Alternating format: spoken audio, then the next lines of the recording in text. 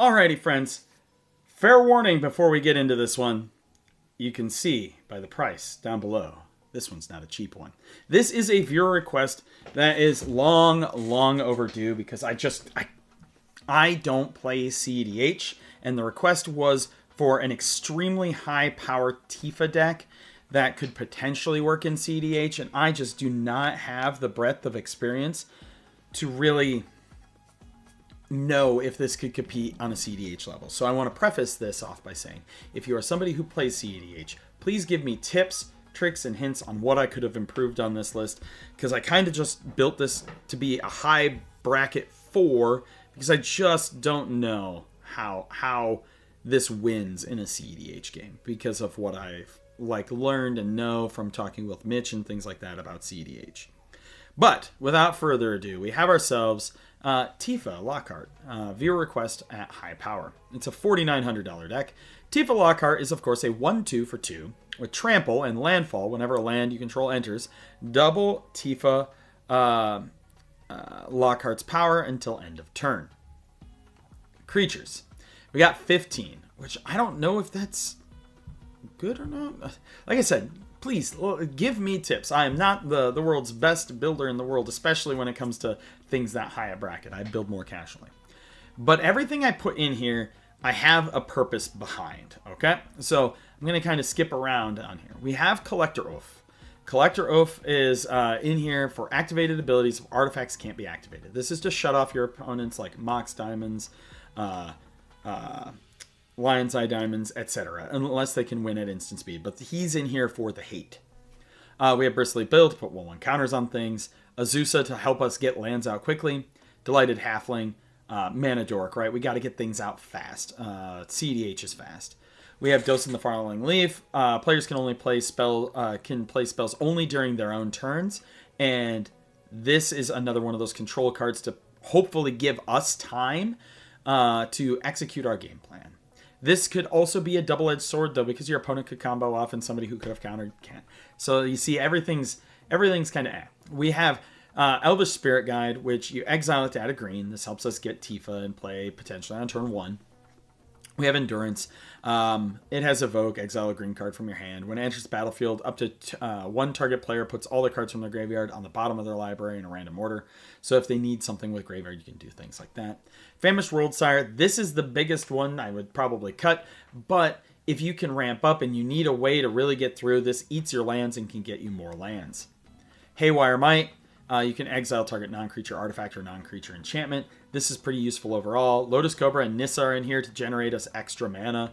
Oracle Moldiah plays extra land. Scoot Swarm gets a whole bunch of scoots. From what I know and what I've experienced in the few CEDH games I've played, where I've played like my Azusa deck into it, people don't have a lot of creature removal. A lot of people are just sitting in their own world trying to execute their own game strategy. So if you can bring the beats hard and bring it fast, you might be able to get in before somebody Thassos Oracles. Oh my. It would appear my daughter is a rampaging wildebeest upstairs. We have Sylvan Safekeeping. Sacrifice a land. Target creature you control gains Shroud until end of turn. This is good to protect your Tifa or other creature. We have Traveling Chocobo. You can play the top. Look at the top card of your library at any time. You can play lands and cast bird spells from the top of your library. If a land or bird you control entering the battlefield causes a triggered ability, it triggers an additional time. This works with your Tifa. This works with your Lotus Cobra, your Nissa, your Scoot Swarm. Yeah. Oh, and your Bristly Bill, obviously. Sorceries, we have Awaken the Woods. Creates a whole bunch of dryads, which are lands, which triggers our Tifa. We have Life's Legacy. As an additional cost to cast this spell, sacrifice a creature. Draw cards equal to the sacrifice creature's power. We have Natural Order. You sack a green creature, you search for a creature card and put it on the battlefield, then shuffle your library. Scale up. Till end of turn, target creature you control becomes a green worm with base power toughness 6/4. So you play this onto your Tifa, making her a 6/4 instead of a 1/2, and then start doing your lands. Scape Shift. Sack a bunch of your lands, get a whole bunch of your lands, and then make her big and smash in. The thing is like, I think you can kill 1 to 2 people. I don't know if you can kill 3 in this deck. Sylvan Scrying lets you search for a land, put it into your hand. We have Berserk to double a creature's power, giving it also trample until end of turn, which she already has trample. We have blossoming defense. Target creature gets +2/+2 and hexproof for protection. Of collective resistance. This is both artifact and enchantment removal as well as protection for your own creature. Crop rotations in here. We have Entish Restoration, Harrow, Heroic Intervention. We have Invigorate, +4/+4, which is again, pumps your Tifa to get her just to like kill somebody faster. Legolas Quick Reflex, untap a creature until end of turn. Gains hexproof, and whenever this creature becomes tapped, it deals damage equal to its power to up to one target creature. Scent of Ivy, reveal any number of green cards in your hand. Target creature gets +X/+X. Seed Time, you can play it only during your turn. Take an extra turn after this one. If an opponent plays a blue, if an opponent played a blue spell this turn. Snake Skin Veils in here for protection. Tameo Safekeeping, Tyvar's Stand. Those are protection. We have Veil of Summer. Draw a card if an opponent has cast a blue or black spell this turn. Spells you control can't be countered this turn. You and permanents you control gain hexproof from blue and from black until end of turn. Vines of the Vastwood. Target creature can't be the target of spells or abilities. It gets +4/+4. And Worldly Tutor searches for a creature. Artifacts. We have Arcane Signet, Lotus Petal, Mox Opal. We do have Topor Orb in here. In case people have ETBs with creatures. We have Mana Vault, Mox Amber. Yes, our Collector Roof can shut off our things, but we can also get a bunch of lands. We have the End Stone, which helps keep feeding us. We have ourselves Emerald Medallion, Crucible of Worlds, the One Ring, Trinisphere, right?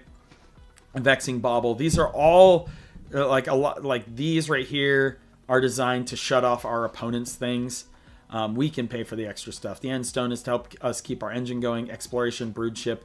You can play extra stuff. You can always just play Exploration instead, which we are already doing. It's just another one. We got Burgeoning in here. Exploration, Carpet of Flowers, Concordant Crossroads to give all of our stuff haste. We have Hall of Gemstones. During a player's upkeep, that player chooses a color until end of turn. Each mana producing land produces mana of the chosen color instead of its normal color, which can shut off a lot of people's lands, right? This is a very interesting card. Because if they're in a multicolor deck, they are going to have to choose. And although a lot of them use mana rocks, we have ways to shut those down. Mary's Guile, during your upkeep, you may look at the top 3 cards of your library, put them back in a random order. We have Ride the Shoe Puff. Whenever land you control enters, put a 1/1 counter on target creature you control. Super State. I don't think that is going to make it into play, but like I said, I'm trying here, folks. Survival of the Fittest. Choose and discard a creature card. Search your library for a creature card. Reveal that and put it into your hand. Sylvan Library and Titania Song. All non-creature artifacts lose all their abilities and become artifact creatures with toughness and power equal to their casting cost. So this blows up all the 0-cost mana rocks. If Titania's Song leaves play, artifacts return to normal just as before. Lands, we're running 35. We are running 17 forests plus a Dryad Arbor for another forest. We have Gaia's Cradle in here, Cavernous Souls, Command Tower, Broker's Hideout, Cabaretti Courtyard, Ancient Tomb. We have all these in here: Strip Mine, etc., Jungle Basin, Misty Rainforest, Gemstone Caverns, Riveteer's Lookout, Prismatic Vista. Let me know what you think in the comments down below. Like I said, this was the one I'm least confident about because of how inexperienced I am with the CDH format. I'm sure there's a way to do it. I know green's not super strong in CDH, but let me know what you think in the comments down below. As always, I'm Weston with The Hidden Gibbon, and I hope you all have a wonderful day.